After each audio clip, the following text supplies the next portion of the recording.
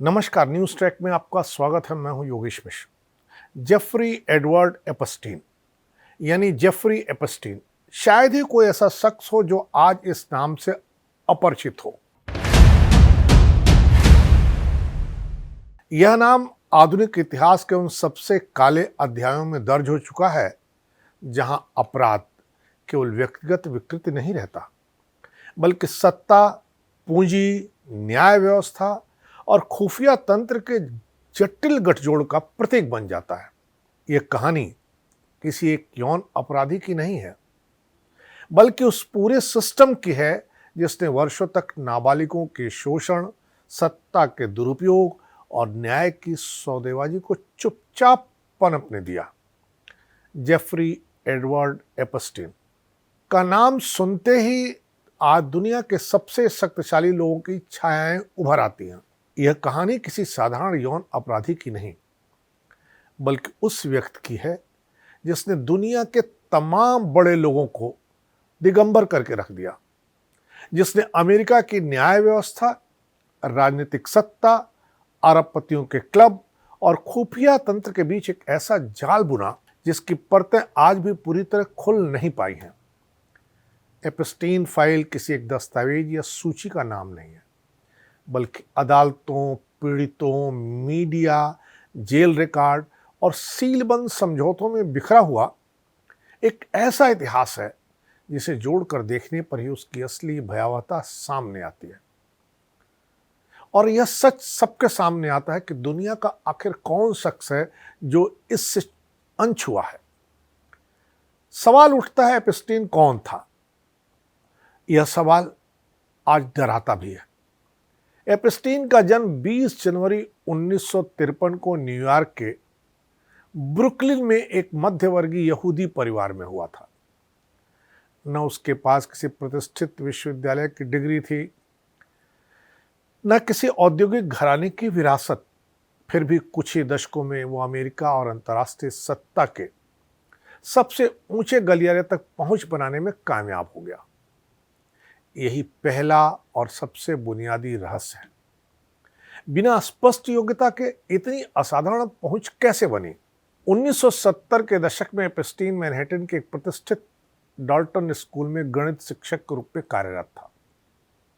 यहीं उसकी मुलाकात प्रभावशाली निवेशक एलन ग्रीनबर्ग से हुई, जो आगे चलकर बियर स्टर्न्स निवेश बैंक के प्रमुख बने। इसी संपर्क ने एपस्टीन को वित्तीय दुनिया में प्रवेश दिलाया। यह वह क्षण था जहां से एक साधारण शिक्षक की कहानी अचानक अरबपतियों के ड्राइंग रूम तक पहुंच जाती है और एपस्टीन कह उठता है कि मैं अरबपतियों का मनी मैनेजर हूं। लेकिन किसके लिए? 1980 के दशक में एपस्टीन ने जेफरी एपस्टीन एंड कंपनी नाम से अपनी निजी धन प्रबंधन कंपनी बनाई। आधिकारिक रूप से इस कंपनी का लगभग एक ही ग्राहक था, लेस्ली वेक्सनर। यह कंपनी विक्टोरिया सीक्रेट के मालिक के लिए काम करती थी। लेकिन यही दूसरा बड़ा प्रश्न खड़ा हो जाता है। यदि केवल एक ही ग्राहक था तो एपस्टीन की निजी संपत्ति सैकड़ों मिलियन डॉलर तक कैसे पहुंच गई? यहीं से पत्रकारों और जांचकर्ताओं के बीच यह धारणा मजबूत होती है कि एपस्टीन केवल एक धन प्रबंधक नहीं था, वह प्रभावशाली लोगों के लिए एक फैसिलिटेटर, गुप्त सौदों का मध्यस्थ और संभवतः ऐसा व्यक्ति था जो सत्ता के लिए संवेदनशील रहस्यों का संग्रह करता था। इसी भूमिका ने उसे असाधारण सुरक्षा और असाधारण छूट दिला दी थी। घिस्लेन मैक्सवेल जाल की केंद्रीय कड़ी के रूप में था। एपस्टीन की कहानी जब घिस्लेन मैक्सवेल तक आती है तभी वह पूरी होती है। बिना मैक्सवेल की यह कहानी अधूरी है। Maxwell British media tycoon Robert Maxwell की बेटी थी, जिसकी मृत्यु 1991 में रहस्यमय परिस्थितियों में समुद्र में गिरकर हुई थी। रॉबर्ट मैक्सवेल के बारे में लंबे समय से यह चर्चा रही कि उनके संबंध इजरायली खुफिया एजेंसी मोसाद से बहुत करीब के थे। घिस्लेन मैक्सवेल केवल एपस्टीन की सामाजिक साथी नहीं थी। अदालत में सिद्ध तथ्यों के मुताबिक वह नाबालिग लड़कियों की भर्ती, सामाजिक नेटवर्किंग, उच्च वर्गीय पार्टियों की व्यवस्था और पीड़ितों को चुप कराने की प्रक्रिया में केंद्रीय भूमिका निभाती थी। बाद में उसका दोष सिद्ध होना इस पूरे नेटवर्क की संरचना को समझने की कुंजी बन बैठा। 1990 के दशक से एपस्टीन पर आरोप लगने लगे कि वह नाबालिग लड़कियों को मसाज के बहाने अपने घर बुलाता था। न्यूयॉर्क, फ्लोरिडा के पाम बीच, पेरिस और यूएस वर्जिन आइलैंड में उसका आलीशान घर केवल निजी आवास नहीं था, बल्कि सत्ता और अपराध का गुप्त अड्डा भी बन बैठा था। सबसे कुख्यात स्थान था लिटिल सेंट जेम्स। यह एक निजी द्वीप था जिसे बाद में मीडिया ने पेडोफाइल आइलैंड कहा। यहां आने जाने के लिए एपस्टीन का निजी विमान इस्तेमाल होता था, जिसका नाम लोलिता एक्सप्रेस था। इस विमान के फ्लाइट लॉग्स बाद में अदालत में साक्ष्य के रूप में पेश किए गए। 2005 में पाम बीच पुलिस को पहली ठोस शिकायत मिली। जांच आगे बढ़ी, पीड़ितों के बयान दर्ज हुए। ऐसा लगा कि एपस्टीन पर गंभीर कार्रवाई होगी, लेकिन 2008 में जो हुआ वह अमेरिकी न्याय व्यवस्था के इतिहास का सबसे विवादास्पद अध्याय बन गया। एपस्टीन को एक नॉन प्रोसिक्यूशन एग्रीमेंट के तहत संघीय अभियोजन से बचा लिया गया। उसे केवल राज्य स्तर पर हल्की सजा मिली, वह भी ऐसी जिसमें दिन में वर्क रिलीज और रात में जेल की सुविधा थी। इस समझौते को कराने वाले अभियोजक थे अलेक्जेंडर अकोस्टा। अलेक्जेंडर अकोस्टा बाद में डोनाल्ड ट्रंप सरकार में मंत्री भी बने, लेकिन आगे चलकर अकोस्टा का कथन ही ऐतिहासिक बन गया। उन्होंने कहा कि मुझे बताया गया था कि एपस्टीन इंटेलिजेंस से जुड़ा हुआ है। यह कथन किसी एजेंसी को दोषी सिद्ध नहीं करता, लेकिन यह स्पष्ट करता है कि एपस्टीन को सामान्य अपराधी की तरह नहीं देखा गया। एपस्टीन मामले में सबसे ज्यादा चर्चा क्लाइंट लिस्ट की हुई, लेकिन एक तथ्य निर्विवाद है, वह यह कि कोई आधिकारिक, पूर्ण और प्रकाशित क्लाइंट लिस्ट आज तक कहीं भी मौजूद नहीं है। सारे नाम 3 स्रोतों से सामने आए। पहला फ्लाइट लॉग्स, दूसरा पीड़ितों के बयान और तीसरा अदालत में सार्वजनिक हुए दस्तावेज। फ्लाइट लॉग्स में जिन नामों का उल्लेख मिलता है उनमें Bill Clinton, Prince Andrews, Alan Dershowitz, Kevin Spacey जैसे नाम शामिल हैं।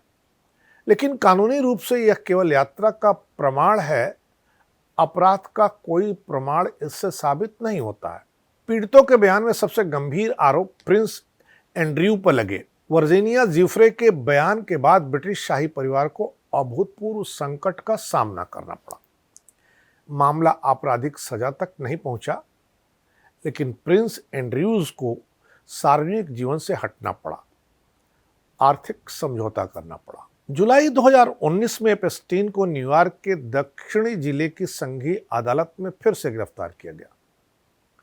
इस बार आरोप थे नाबालिगों की यौन तस्करी और षड्यंत्र। ये संघीय आरोप थे जिनमें आजीवन कारावास तक की सजा संभव थी।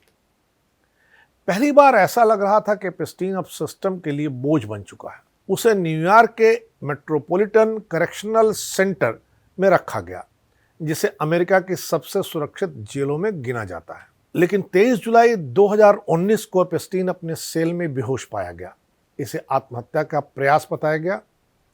उसे कुछ समय के लिए सुसाइड वॉच पर रखा गया। कुछ ही दिनों बाद बिना स्पष्ट कारण उसे इस निगरानी से हटा भी दिया गया। 10 अगस्त 2019 की सुबह एपस्टीन अपने सेल में मृत पाया गया।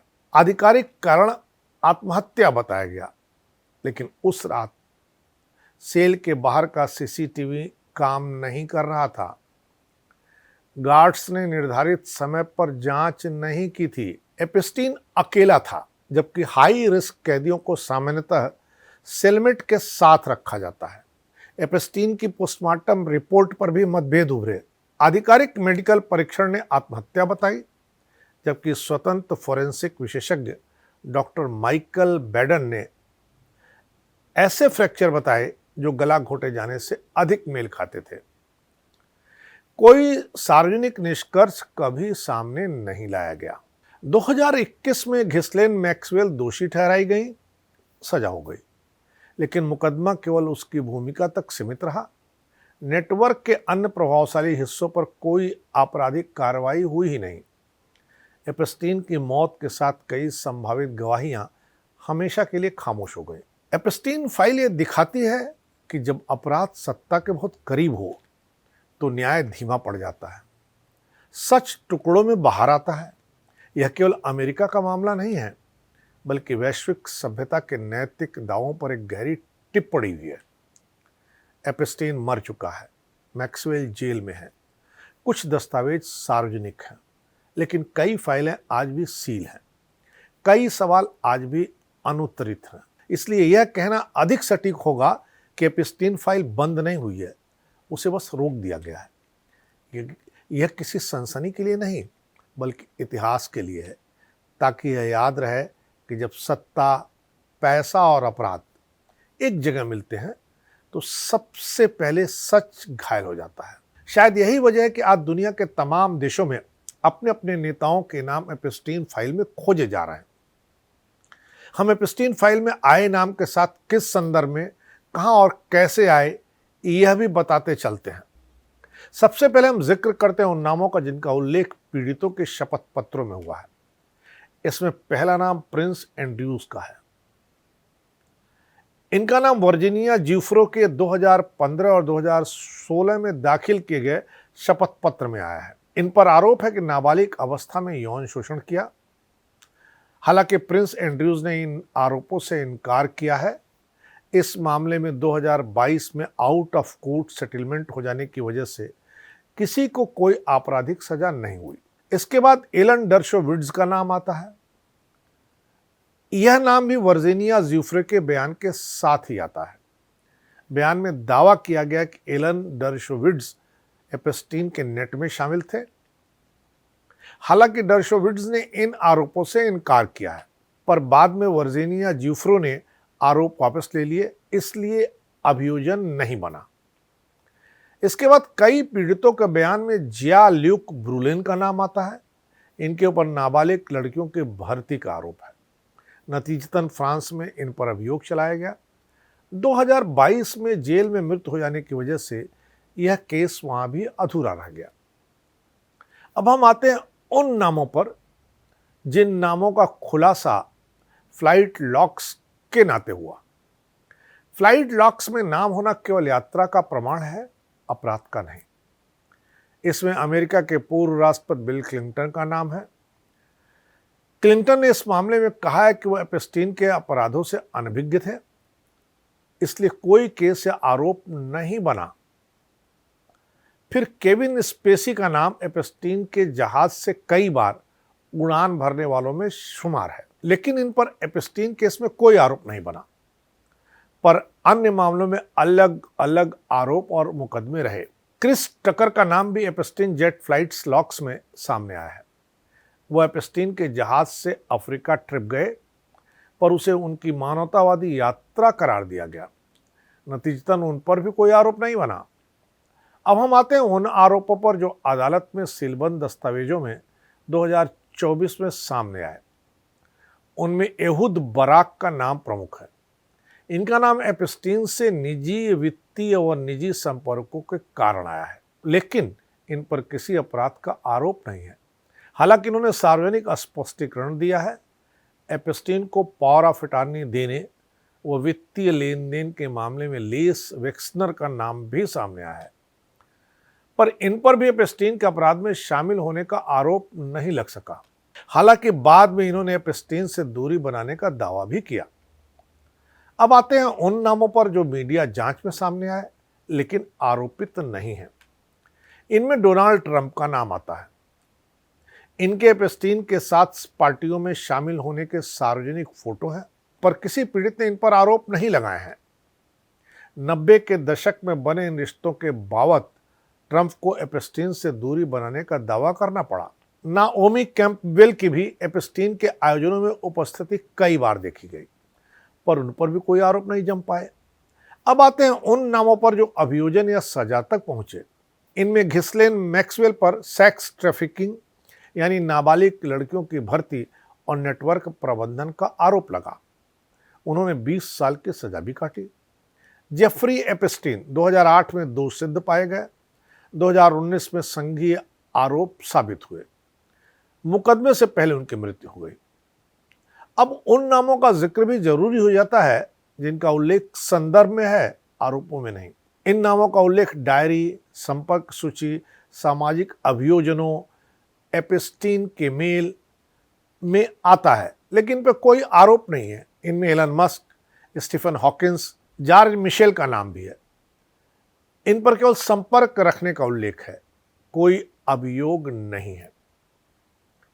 भारत के कुछ नेताओं के नाम भी आए हैं। एक उद्योगपति का नाम भी खासा चर्चा में है, पर यह सिर्फ एक पासिंग रेफरेंस में है। इन पर न तो कोई आरोप बना है, न एपस्टीन के साथ कभी ये देखे गए हैं, लिहाजा इन्हें चर्चा की तरह रख करके छोड़ दिया गया। सोशल मीडिया इन दिनों एपस्टीन फाइल के जिक्र से भरा पड़ा हुआ है। तमाम सच भी चल रहे हैं और तमाम गलत भी।